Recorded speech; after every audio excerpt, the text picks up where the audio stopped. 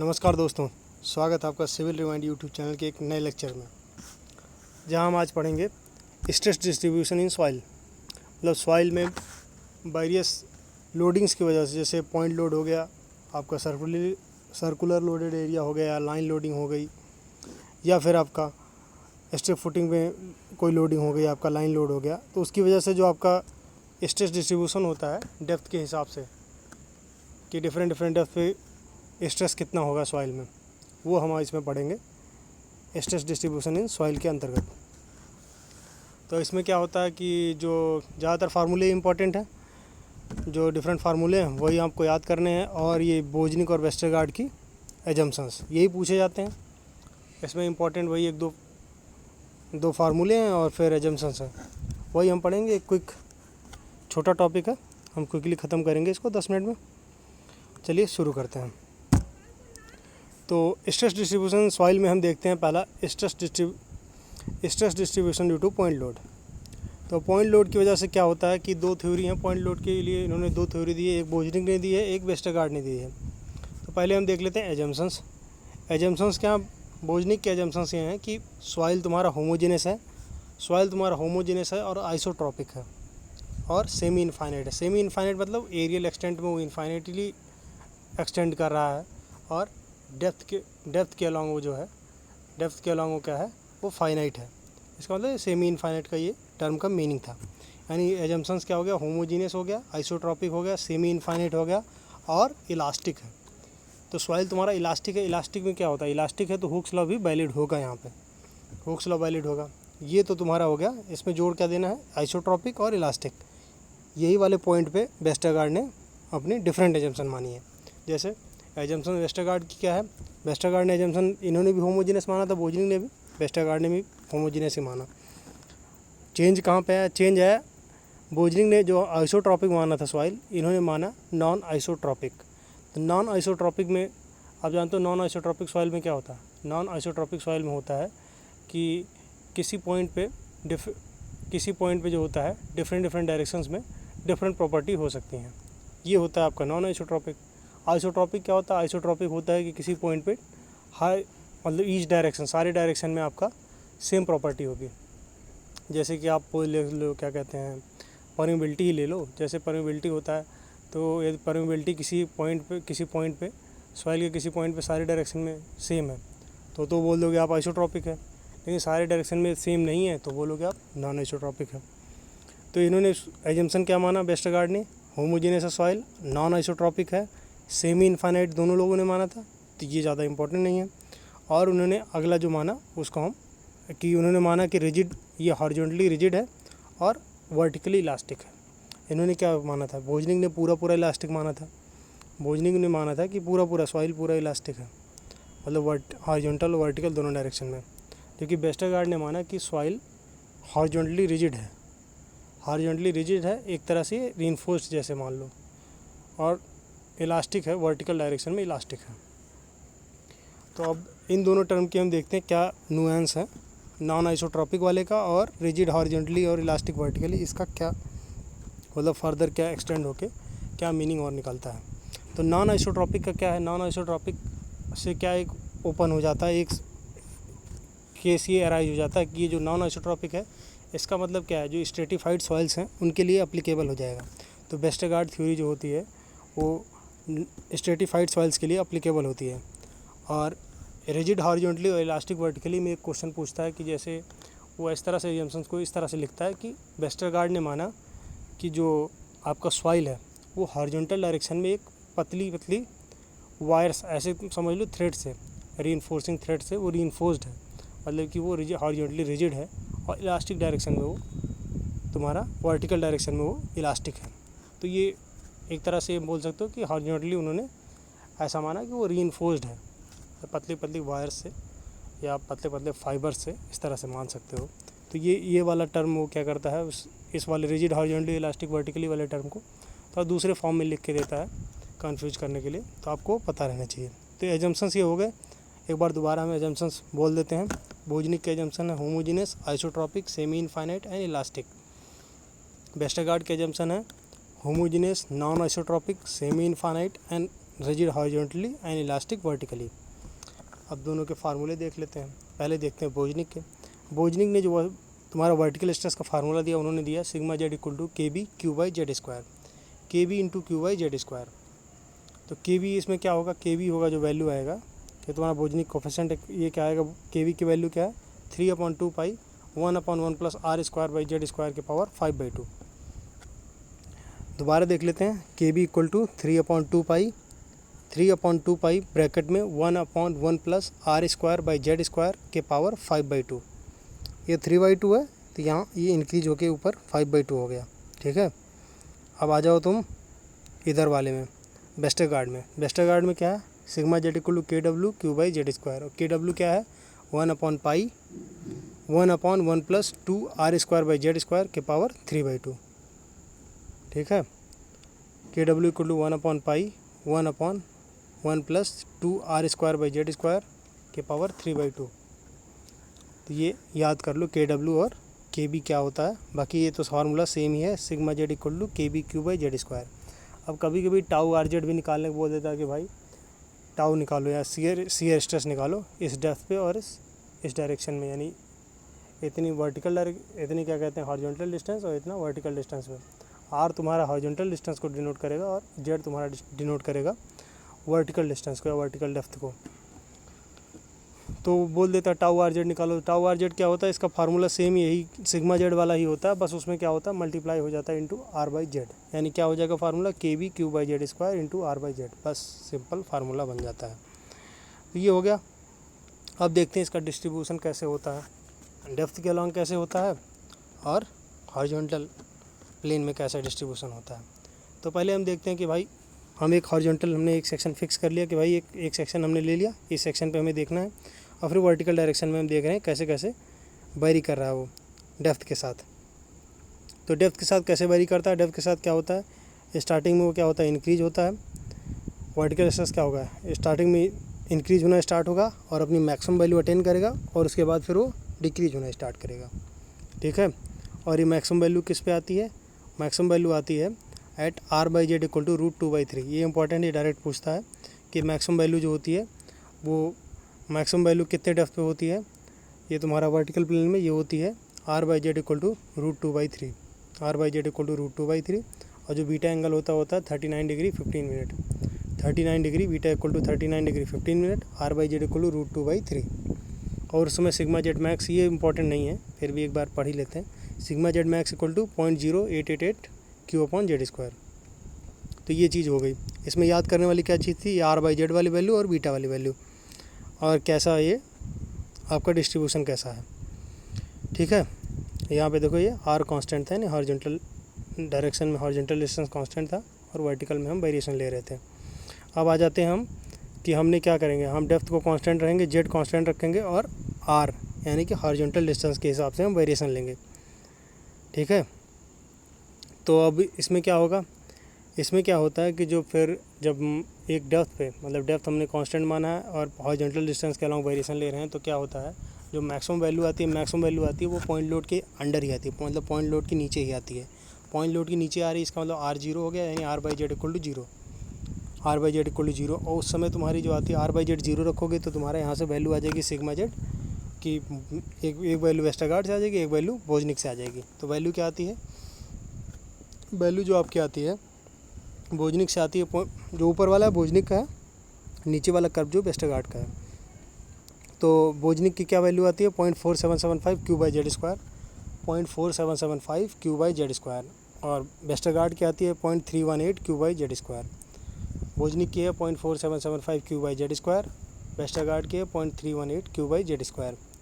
अब क्या होता है ये, अब ये क्या होगा, धीरे धीरे डिक्रीज करेगा दोनों डायरेक्शन में सेम, और बोजनिक वाला भी वेस्टरगार्ड वाला भी। अब दोनों डिक्रीज कर रहे हैं तो एक पॉइंट पे जाकर तो मिलेंगे, बराबर होंगे, तो एक पॉइंट पे ही मिलते हैं, और वो पॉइंट पे आर बाई जेड क्या होता है 1.52। ये भी पूछा जाता है, आर बाई जेड इक्वल 1.52 पे क्या होता है, दोनों बोजनिक और वेस्टरगार्ड की वैल्यू जो होती हैं उससे जो स्ट्रेस वैल्यू आती है वो बराबर होती है। और उसके बाद फिर क्या होता है, उसके बाद क्या होगा, फिर उसके बाद होगा बोजनिक वाला कम हो जाएगा, वेस्टरगार्ड वाला, आर बाई जेड इक्वल 1.52 के बाद वेस्टरगार्ड वाला ज़्यादा हो जाएगा। लेकिन हमें क्या है, हमें तो ये बीच वाला ही का मेन इंपॉर्टेंस है, जो R/Z इक्वल 1.52 इधर से और दूसरे वाले R/Z इक्वल 1.52 के बीच में। मेन इंपॉर्टेंट ये वाला है क्योंकि इसी में मेन इन्फ्लुएंस रहेगा तुम्हारा लोड का।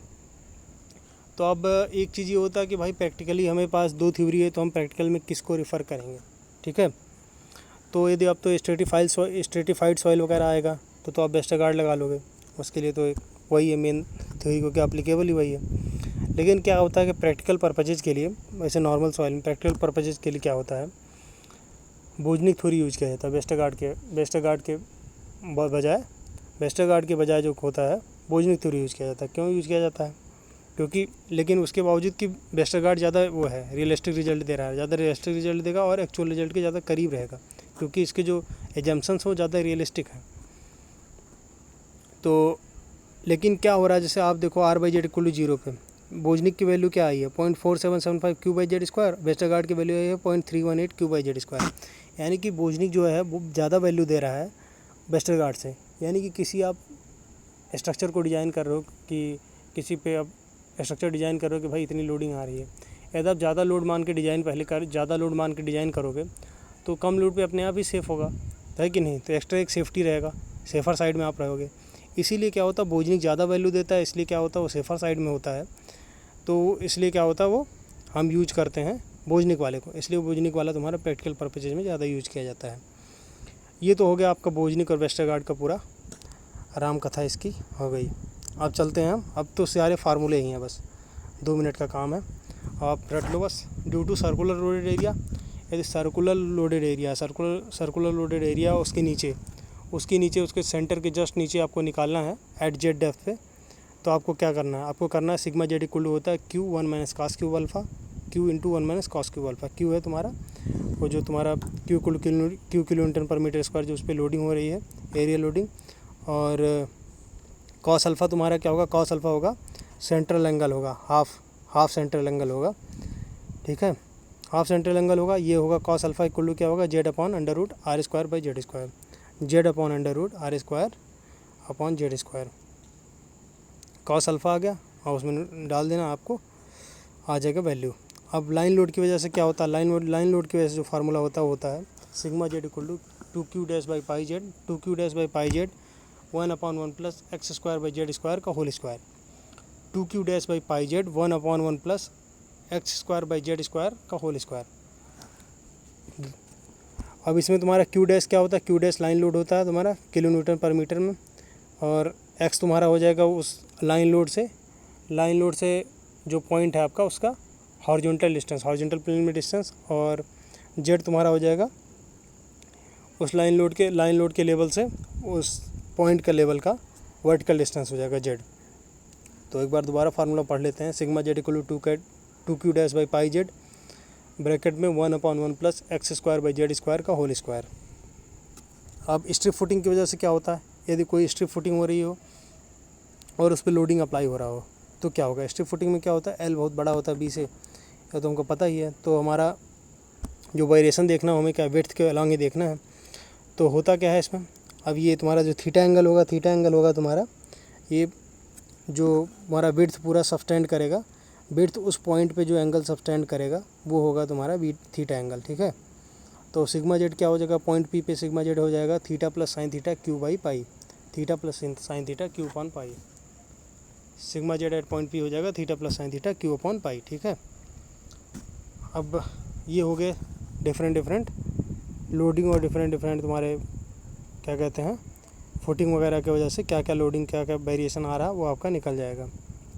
अब आ जाते हैं एक स्ट्रेस आइसोबार। एक चीज़ होती है, तो आइसो मतलब होता है बराबर, बार मतलब होता है प्रेशर। इसका मतलब स्ट्रेस आइसोबार क्या हो गया, curve joining point of equal vertical pressure. मतलब इक्वल वर्टिकल प्रेशर जिस पॉइंट पे हैं उनको मिला दो तो जो कर्व बनेगा वो स्ट्रेस आइसोबार बनेगा। तो एक बल्ब शेप का बनता है, उसको हम बोलते हैं उसको हम बोलते हैं फिर स्ट्रेस बल्ब, ठीक है। स्ट्रेस आइसोबार, स्ट्रेस बल्ब, ये हो गया। अब इन सब के अलावा कुछ अप्रॉक्सीमेट मेथड्स हैं वर्टिकल प्रेशर फाइंड करने के, कुछ अप्रॉक्सीमेट मेथड है। तो कौन कौन से अप्रॉक्सीमेट मेथड है, एक तो है तुम्हारा इक्विवेलेंट पॉइंट लोड मेथड और एक है trapezoidal method. Equivalent point load method में क्या होता है कि यदि आपका कुछ एरियल एक्सटेंट में लोडिंग हो रही हो तो आप उसको क्या करो, छोटे छोटे एरिया यूनिट में आप डिवाइड कर लो। छोटे छोटे एरिया यूनिट में आप डिवाइड कर लो और फिर उसको आप उस एरिया यूनिट का जो लोडिंग हो है उसको पॉइंट लोड कंसिडर करके फिर उस पर निकालो कि कितना लोडिंग आ रही है बोझनिक से, और उसके बाद फिर सारे को ऐड कर दो। तो आपको उस रिक्वायर्ड जहाँ पे आपका जिस पॉइंट पे है उस पर आपका आ जाएगा कितना उसका स्ट्रेस कितना आ रहा है, वर्टिकल प्रेशर कितना आ रहा है उस पॉइंट पे ये आ जाएगा। तो ये पूछता नहीं है निकालने वगैरह को, पूछता क्या है कि भाई एक्यूरेसी डिपेंड किस चीज़ पे करती है। एक्यूरेसी डिपेंड करेगी आपकी कि एरिया यूनिट के आप जो साइज़ ले रहे हैं उस पर डिपेंड करेगी, यानी accuracy depend on size of area unit considered. और अब एक्यूरेसी में होता क्या है कि मतलब कैसे लेना चाहिए, क्या रिकमेंडेशन क्या है कि ये तुम्हारा लेंथ ऑफ एरिया यूनिट तुम्हारा है, length of area unit less than है तुम्हारा 1/3 of depth Z. Length of area unit less than है 1/3 ऑफ डेप्थ जेड, तो एरर तो होता है लेस देन 3% के, तो एरर तुम्हारा 3% के अंदर ही अंदर रहेगा। ठीक है, यानी लेंथ ऑफ एरिया यूनिट को आपको लेकर रखना है 1/3 ऑफ डेप्थ जेड से कम, तो तुम्हारा एरर जो होगा लेस देन होगा 3%। उसके बाद है ट्रेपेजॉइडल मेथड। ट्रेपेजॉइडल मेथड क्या होता है? ट्रेपेजॉइडल मेथड आपने पहले देखा ही था, उसमें कंप्रेसिबिलिटी वाले चैप्टर में ट्रेपेजॉइडल मेथड हमने बताया था। वो वाला जो सिग्मा जेड वाला वो तुम्हारा डेल्टा एच वाला फार्मूला था, एच नॉट सी सी वाला फार्मूला जो था H nought C C upon 1 + E0 log सिग्मा 1 बार बाई सिग्मा 0 बार, उसमें था ट्रेपेजॉइडल मेथड ना। तो बस इसमें भी वही है, यहाँ बस सिग्मा जेड निकालना है बस। तो क्या होगा इसमें, सिग्मा जेड होता है तुम्हारा Q upon B + 2NZ into L + 2NZ। Capital Q तुम्हारा क्या टोटल लोडिंग है, या तुम्हारा यही उसके फॉर्म में होता, सरचार्ज के फॉर्म में होता तो small q into B into L लिख देते। ये तो रेक्टेंगुलर के लिए होगा। स्ट्रिप के लिए क्या होगा? स्ट्रिप के लिए होता सिग्मा जेड इक्वल होता है QB अपॉन B + 2NZ, क्योंकि L और L + 2NZ क्या होगा लगभग बराबर होंगे, क्योंकि लेंथ बहुत बड़ी होती है स्ट्रिप में, तो वो कैंसिल आउट हो जाएगी। और यदि डिस्ट्रीब्यूशन क्या होता है, यदि डिस्ट्रीब्यूशन नहीं दिया है, और डिस्ट्रीब्यूशन नहीं दिया है तो आपको 2 वर्टिकल रेशियो 1 हॉरिजॉन्टल का डिस्ट्रीब्यूशन लेना है। 2 vertical ratio 1 horizontal, 2 vertical ratio 1 horizontal का आपको डिस्ट्रीब्यूशन कंसिडर करना है, यानी कि n की वैल्यू तुम्हारी क्या हो जाएगी 0.5 हो जाएगी। ये तो हो गया अप्रॉक्सीमेट मेथड हो गए। अब आ जाते हैं हम न्यूमार्क इन्फ्लुएंस चार्ट। एक होता है न्यूमार्क इन्फ्लुएंस चार्ट जो कि काफ़ी इंपॉर्टेंट है। न्यूमार्क इन्फ्लुएंस चार्ट क्या होता है कि भाई इसके एजम्पशंस और सॉइल के जो एजम्पशन है इसके तो बोझनिक जैसे एजम्पशन है। जो बोझनिक के एजम्पशन थे कि भाई सॉइल तुम्हारा क्या है कि सॉइल तुम्हारा होमोजेनस है, आइसोट्रॉपिक है, ये सेमी इनफाइनाइट है और इलास्टिक है, ये एजम्पशन इसमें भी हैं। अब इसका यूज़ क्या है, एडवांटेज क्या है? इसका यूज़ क्या है कि आपको एक कोई बाकी सारे जो आपने मेथड्स पढ़े उसमें क्या था, या तो लोडिंग आपको रेक्टेंगुलर एरिया था, या आपका स्ट्रिप फुटिंग था, या सर्कुलर लोडेड एरिया था, या कोई आपका पॉइंट लोडिंग हो रही थी, इस तरह से था। लेकिन आपके ऐसी लोडिंग है जिस पे जो तुम्हारा आपका इरेगुलर एरिया पे हो रहा है, मतलब इरेगुलर शेप, यानी कोई ऐसा शेप ऑफ एरिया है जो इरेगुलर शेप में है, या इरेगुलर शेप में या फिर रेगुलर शेप में भी है, मतलब कि किसी भी शेप के एरिया के लिए, किसी भी शेप के एरिया की लोडिंग के लिए आप इसको क्या कहते हैं अप्लाई कर सकते हो न्यूमार्क इन्फ्लुएंस चार्ट को। यानी इसका एडवांटेज क्या है कि एप्लीकेबल है for any shape of loaded area के लिए। अब इसका बनाना कैसे है, ये बनाना तो भाई ये मेंस का पार्ट है, इसमें हमें ज़रूरत नहीं है ऑब्जेक्टिव के एरिया से, इसलिए ऑब्जेक्टिव में हमें टाइम वेस्ट करने की ज़रूरत भी नहीं है। फिर भी हम बता देते हैं छोटा सा ब्रीफ में कि भाई करते क्या है कि जो आपको क्या होता है, एक जो आपका लोडिंग है, जो आपका एरिया है उसको एक स्केल पे आप बना लो, लोडेड एरिया को आप एक स्केल पे बना लो। स्केल क्या लेना है, AB = Z का आपका स्केल लेना है। उस स्केल के हिसाब से आपको क्या करना है, उस लोडेड एरिया को डायरेक्ट ड्रॉ कर लेना है। अब लोडेड एरिया को ड्रॉ करके उसको आपको इन्फ्लुएंस चार्ट पे रखना है। ऐसा रखना है कि जो आपका जिस पॉइंट के नीचे लोडिंग निकालनी है उस पॉइंट को उसके सेंटर पे रखो, और उसके बाद काउंट कर लो नंबर ऑफ़ एरिया यूनिट्स कितने कवर हो रहे हैं, और कितना % कवर हो रहा है। कोई एरिया यूनिट 100% कवर हो रहा है, कोई 50 हो रहा होगा, कोई 40 हो रहा होगा, तो सारे कंसिडर कर लो। और उसके बाद क्या करो, टोटल एरिया यूनिट कितने हैं वो काउंट कर लिए, और कितना % है वो काउंट कर लिया, इनटू उसका क्या होगा जो लोडिंग इस पर हो रही है, कितना kN/m² की लोडिंग हो रही है वो मल्टीप्लाई करो, इनटू इन्फ्लुएंस फैक्टर क्या है, वो तुम मल्टीप्लाई कर दोगे तो हो जाएगा तुम्हारा सिग्मा जेड आ जाएगा।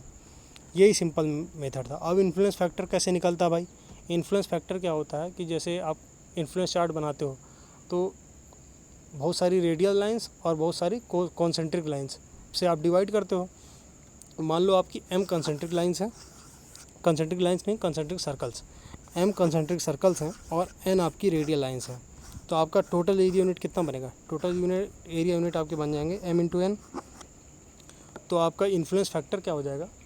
इन्फ्लुएंस फैक्टर हो जाएगा आपका 1/mn, क्योंकि क्या होता है सारे एरिया यूनिट होते हैं, सारे जो छोटे छोटे एरिया यूनिट्स हैं, सबका जो इन्फ्लुएंस होता है सेंटर पे सेम होता है। इसलिए आप देखेंगे कि जो सेंटर के पास वाले हैं वो एरिया यूनिट छोटे छोटे हैं, और जैसे आप उससे दूर जा रहे हैं फिर एरिया यूनिट बड़े होते जा रहे हैं। ये होता है ना डिस्पर्जन, क्योंकि लोड अब यहाँ पे लोड का इफेक्ट यहाँ पे कम हो गया होगा, तो इस कम इफेक्ट के लिए अब कम इफेक्ट ये यहाँ पे उतने ये क्या कहते हैं सेंटर पे उतने लोड देगा, तो इसको क्या होगा, उसको एरिया यूनिट को ज़्यादा लेना पड़ेगा जो उसके कंपैरिजन में जो सेंटर के बगल में था। इसलिए क्या होगा, इस हिसाब से बनाते हैं कि सारे एरिया यूनिट का आपका इन्फ्लुएंस जो होगा सेंटर ऑफ चार्ट पे सेम रहे। तो इन्फ्लुएंस फैक्टर आ जाएगा 1/mn। उसके बाद आप क्या कर लोगे, नंबर ऑफ एरिया यूनिट आपने पहले से गिना था, क्यू आपको पता ही रहेगा, सिग्मा जेड इक्वल हो जाएगा IF into NA into Q, और अब हो गया काम आपका बन जाएगा, आ जाएगी आपकी वैल्यू। अब ये सारा चीज़ हमारा ख़त्म हो गया, स्ट्रेस डिस्ट्रीब्यूशन इन सॉइल। अब एक बार हम क्या करते हैं, फिर फार्मूलेज को एक बार दोबारा याद पढ़ लेते हैं फटाफट। सिग्मा जेड इक्वल टू क्या होता है बोझने से, KB/Z², KB इक्वल टू होता है 3/2 पाई 1/1 प्लस R²/Z² के पावर 5/2। वेस्टरगार्ड में क्या है, sigma Z equal to KW/Q/Z², KW equal to होता है 1/पाई 1/1 प्लस 2 R²/Z² के पावर 3/2। उसके बाद क्या होता है, vertical pressure distribution diagram on vertical line. ये क्या होता है, R/Z इक्वल टू √2/3 पे, R/Z इक्वल टू √2/3 या beta equal to 39 degree 15 minute पे क्या होता है मैक्सिमम होती है वैल्यू।